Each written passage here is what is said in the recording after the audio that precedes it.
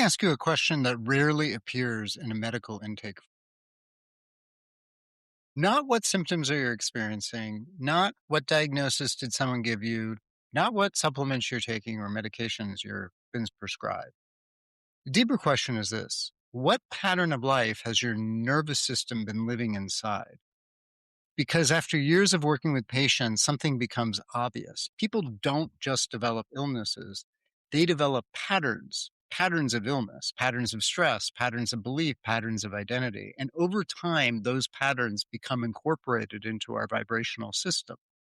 Today, I want to introduce you to a framework that helps explain this, and it's called the idea of archetypes. So stay tuned.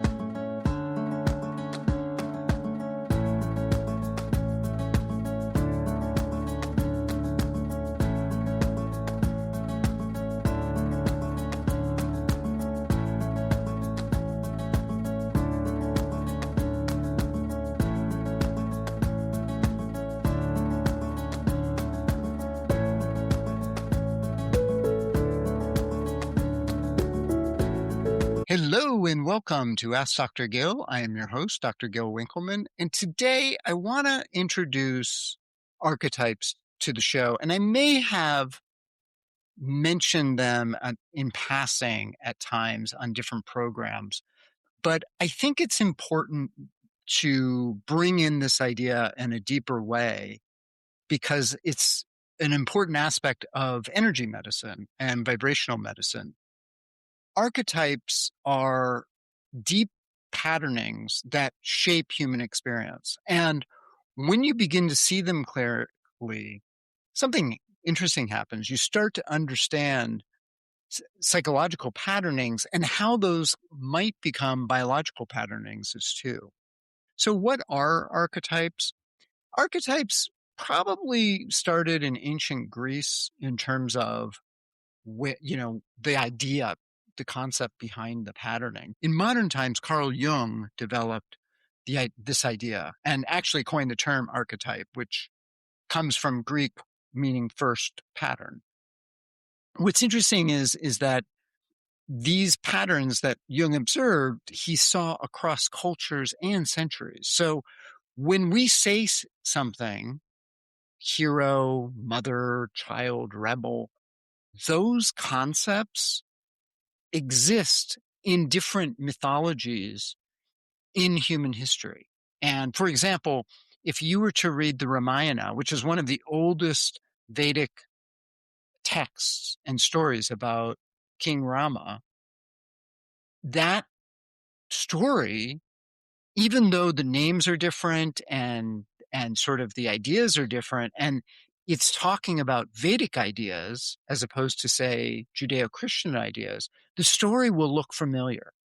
And so that's why Jung came up with this idea. And these patterns show up in our mythologies, in our dreams, in religion, and literature. In fact, many people don't know this. There's a book written by Joseph Campbell who studied mythology. He was like a walking encyclopedia of mythology. He wrote a book called A Hero with a Thousand Faces that kind of goes through the idea of archetypes and patterns and how the hero's journey is repeated in various cultures and various centuries at various times. But the story is basically the same. The hero runs into an issue. He has to go resolve. He goes to the underworld to resolve something or find something, and then he comes back and shares it with humanity. And I'm oversimplifying the concept. Well, there was a young man named George Lucas who read this, and that's where the story of Star Wars came from. He actually credits Joseph Campbell's A Hero with a Thousand Faces for doing that. So the patterns are there, and they live in what Jung calls the collective unconscious, which is kind of like the idea that we're all connected, that we all kind of come up from the same source. And in other words, this is part of a shared layer of the human psyche. Now, these patterns influence how we interpret things in our lives, in our world. And it shares how we interpret danger or belonging or meaning or identity. In other words, they influence how we survive. And these survival strategies shape our nervous system, which means that they're eventually shaping the body. So it's important to understand that there's a psychological patterning that happens that will build up our body and our nervous system. And what's interesting is that, just as a quick aside, I've worked with people who grew up in the same family, and either they were twins or very close in age, had very similar psychological experiences growing up, but they took what happened to them and went with it in different ways. And I think that's because their unconscious development and developing and the patterning that was in them was different. And that's part of it. So as an example, your nervous system learns a strategy to find safety. Some people learn to fight and they might become warriors. And some people learn to care for others, and those people become the caretakers. Some learn to withdraw into thought. Those people become sages or seekers. These strategies become psychological patterns. And over time, these patterns, these psychological patterns, absolutely become physiological. So a person who lives in chronic vigilance, for example, trains their nervous system to be in sympathetic activation. And a person who suppresses their emotion trains their body to dissociate. And eventually what can happen is the body begins expressing what the psyche cannot. So you get fatigue or pain or autoimmune condition or anxieties. To understand why this happens, I want to introduce another concept from Carl Jung called the shadow.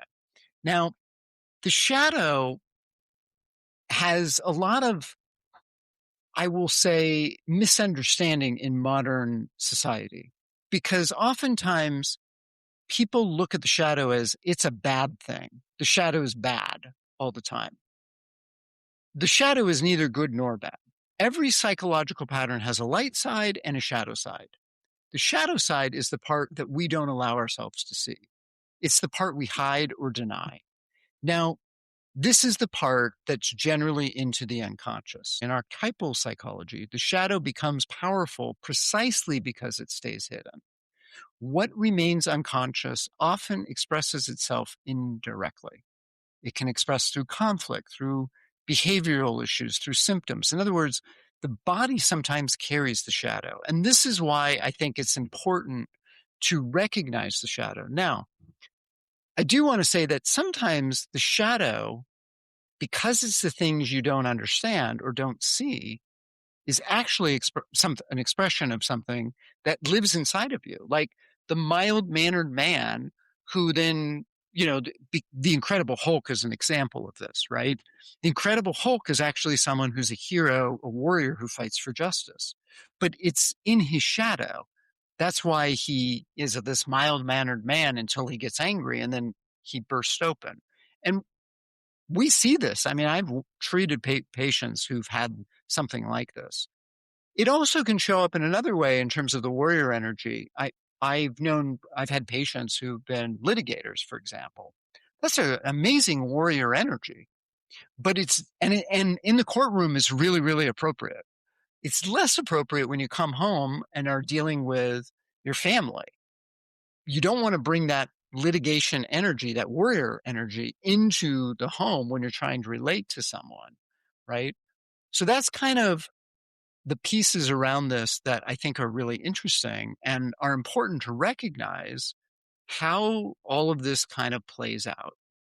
And so it's, this is the piece of it in terms of the shadow. Now, before I continue, I want to take a quick break. And on the other end of the break, I'm going to talk about one of the teachers in terms of archetypal psychology that is around today, Carolyn Mace, and look at 4 of the archetypes that she talks about. So stay tuned.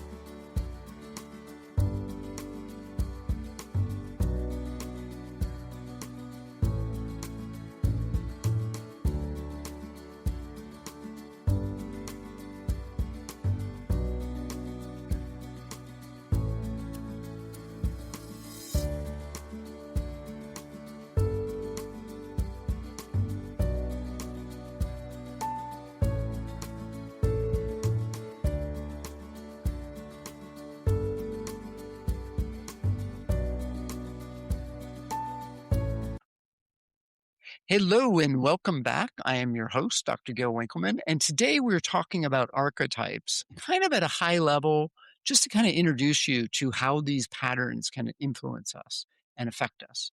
And before I can jump back in, I just want to remind people that if you have any comments or questions, feel free to send an email to info at askdrgil.com. So I want to introduce an author that I've talked about before, Carolyn Mace, and she's been a medical intuitive, and that's mostly where I know her work. But recently I've been listening to her talk about 4 archetypes in relation to health.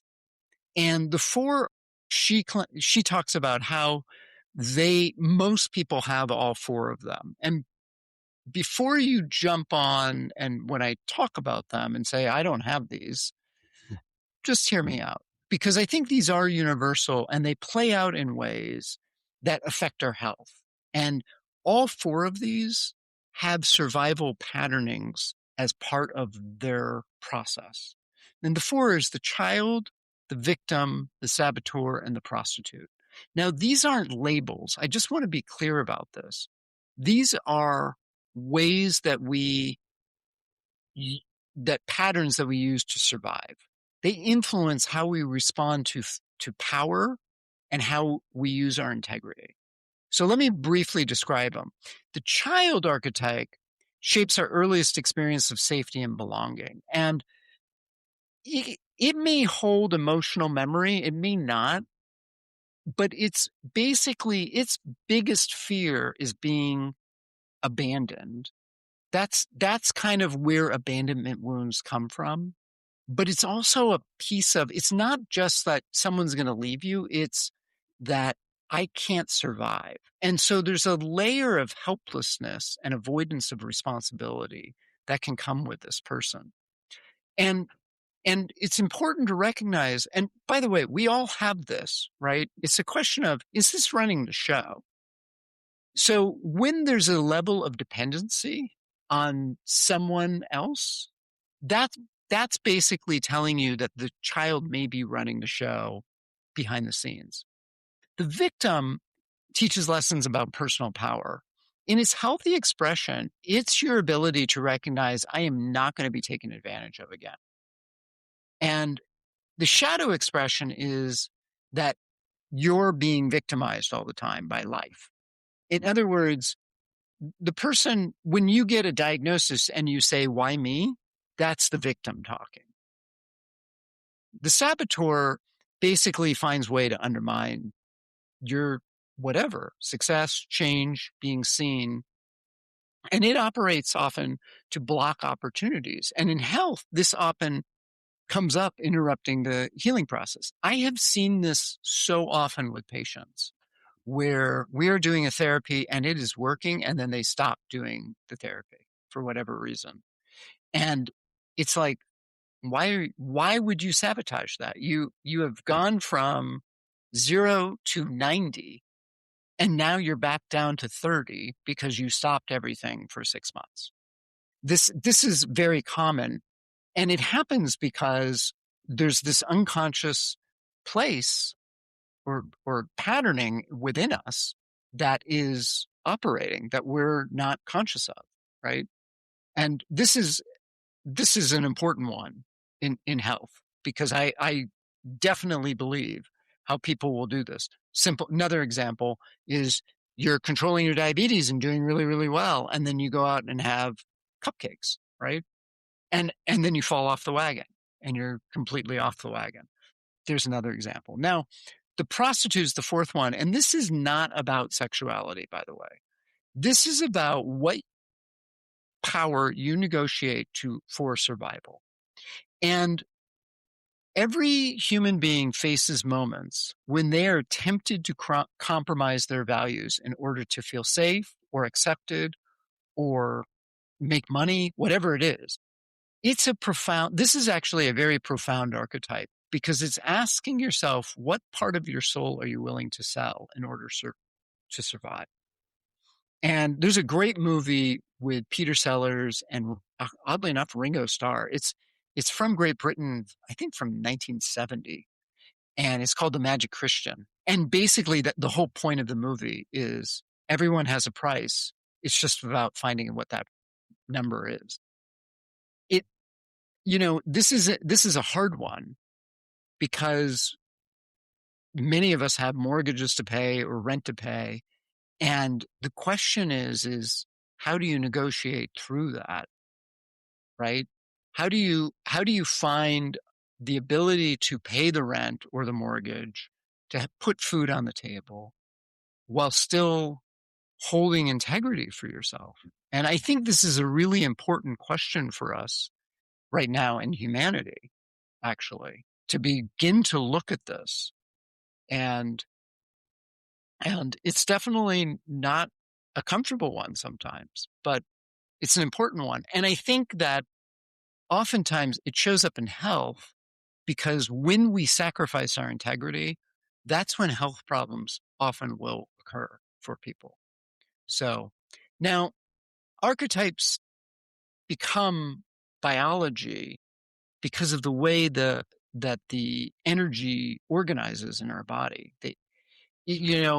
Remember, we're vibrational beings, and the archetypes are the patterns of how the vibration organizes. So therefore, it's going to affect our body. And as a part of it, it's going to influence how we respond to stress, how we make decisions, how we relate to power. All of this shapes our nervous system. For example, someone with a strong victim pattern that's unconscious may reinforce their own helplessness in the face of the illness. And maybe that's why they stop taking the vitamin therapy. Someone with strong sabotage patterns may interfere with their healing behavior, as I mentioned. The wounded child may maintain chronic emotional threat signaling, and as a result of that, be unable to change their inflammatory patterns. In other words, psychological patterns eventually influence our physiology. And I really thank Carolyn Mace for bringing this to the attention of healing practitioners, because I think this is a really important aspect of why treatments sometimes don't work. So healing will often begins not with different therapies, but by understanding these patterns. When you can see these patterns operating in your life, you're not going to get rid of them, by the way. It's about putting them in the back seat where they belong. And instead of beating yourself up over it, it's just about observing the pattern. And that's what allows the nervous system to shift. Awareness introduces choice, and then choice brings regulation. And then once you have regulation, that's when you start creating the conditions for healing. So I want to leave you with a few questions. First of all, which of the archetypal patterns that I mentioned feels familiar in your life? When do you notice moments when your victim appears, or if your saboteur interrupts your progress? That can be health related, or maybe it's business related. Maybe you have an idea of doing something and you shoot it down right away. That's the saboteur. What wounds, or how do you feel the wounds that are carried by your inner child? And do you see where you compromise your integrity to feel safe? Now, none of these are enemies. These are your teachers. This is an opportunity to look at the things in your life and grow and expand and change these things. And as you do that, you begin to rewrite the signal your nervous system sends to your body. That's the deep work of healing. And I'll explore this more in future podcasts, by the way. In the meantime, as I'm putting this together, I will be putting information up on my website about the workshop offering I'm having. This is a big 12-week workshop. I'll also be doing smaller workshops on pieces of this that are, less of a time commitment for people. And maybe it's the one piece that you need to begin to explore to start changing these aspects of you, right? Because I think that there's a lot of really good information about how to heal out there. And a lot of that stuff doesn't work because these other pieces, these deeper pieces, are out of place. And that's what I'm hoping to be offering here and will be offering. I'm doing a workshop next week in Hawaii live, and I will take that information and offer it either online live, or I'll do it where you can just do a video type situation where you can watch it on your own and do the work on your own time. So that's what I got for you today. I hope you enjoyed this. Let me know if you have any comments or questions, and I will look for you next time. Thanks so much.